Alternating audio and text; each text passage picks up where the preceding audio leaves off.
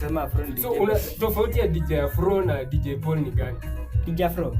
DJ Afro ni hype man, si DJ. Si DJ, yeye ni hype man. Hype man.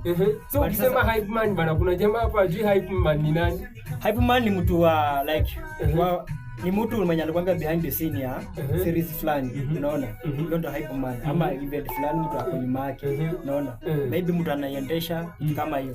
So DJ ni mtu kazi yako ni kuentertain people, una entertain, play music, unapiga bonge la show, unacheza na mashine mikono. Sasa hiyo ndo tofauti ya DJ Afro na wewe. Yes. So huyu jamaa anasema tofauti yake na DJ Afro, yeye anapiga bonge la show kutumia mashine hapa, akiwapigia ngoma hatari sana. Lakini DJ Afro yeye ako nyuma ya scene. Sasa yeye anaongea tu alright. So hiyo ndo tofauti ya DJ Paul na DJ Afro. So tunaweza kupata aje DJ Paul? Me on my social handles FB unanipata kama DJ Paul KE, TikTok na kila mahali. DJ Paul Facebook, Twitter, X, Telegram, YouTube. YouTube uko na channel?